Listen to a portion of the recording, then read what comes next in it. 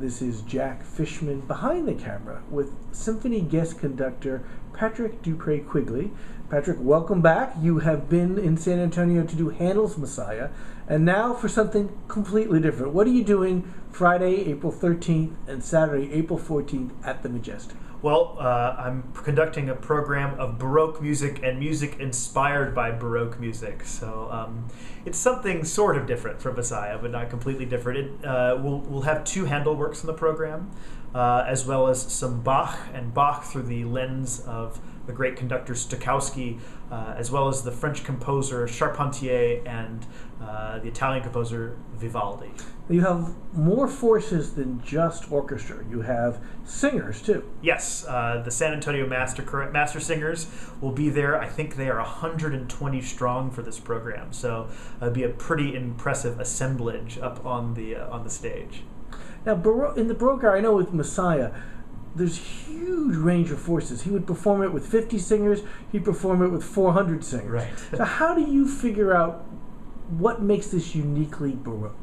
Well, first of all, certainly it's the style of music. There are certain conventions in the melodies that are always the same, but also in the instrumentation. You know, you're not going to see a lot of bass clarinet or tuba in the Baroque period. Most of it's hews pretty much to the standard strings, winds, and then some keyboard instruments, which are perhaps not found that often in the modern orchestra.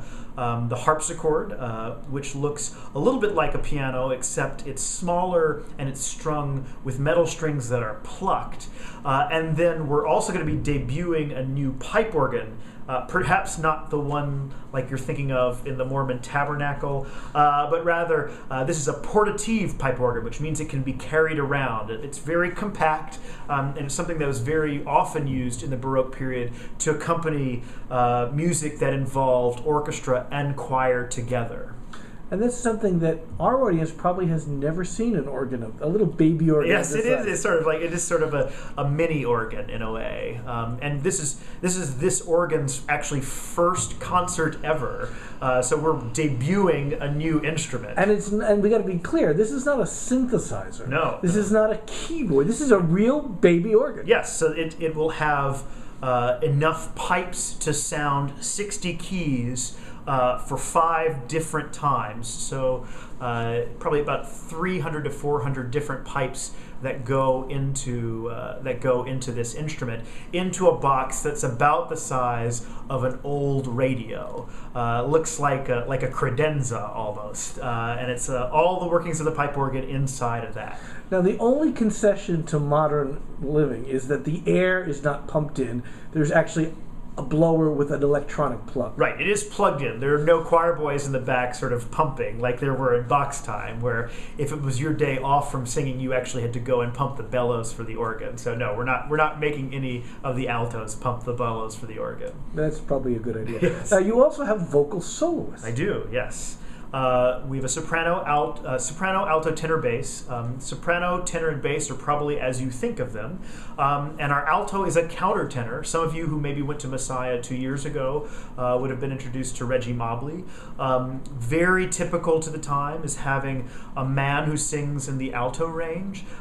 He has a beautiful, beautiful voice and can do some things in terms of runs and ornaments that are really unique to the countertenor voice. So it's a bit like a vocal circus up on stage sometimes. Now, do they improvise these runs, or did Handel write them? How much of this is written down, and how much of it are they making up on the spot? So Teresa Wakeham, who is singing the Vivaldi cantata and a few other things, the soprano soloist, will sing the first movement of the Vivaldi. She sings the first part, the second part, and then she returns to the first part, at which point she takes the first part sort of as a roadmap that she can follow or not, and adds brilliant ornaments that she improvises during the program. The range of a typical Baroque aria is pretty moderate, but then a soprano soloist will add another octave this way and an octave this way, so that you'll sometimes have things that rival, say, say, Donizetti in terms of their range and virtuosity. She'll be all over the scale for the Vivaldi. So it's something pretty spectacular to watch and listen to. And it'll be different on Friday night than Saturday night because it's improvised. Absolutely. And that, I guess, again, in the good old days of classical music, in Bach's time, everybody improvised. Everybody improvised. And Bach was a famous organ improviser. Now it's pretty rare. Yeah, and actually even the first piece of the program, the Toccata and Fugue by D minor, which everyone knows, it's the first piece in Fantasia. This was probably written down from an improvisation. The toccata itself is very improvisatory in nature, and so most of Bach's toccatas, as well as his fugues, were the first time they were played. He played them without music, and then he wrote them down afterward. Okay, that's Friday, April 13th. Saturday the 14th, 8 p.m. at the Majestic Theater. We're looking forward towards an evening of Baroque music. Thank you. Thank you.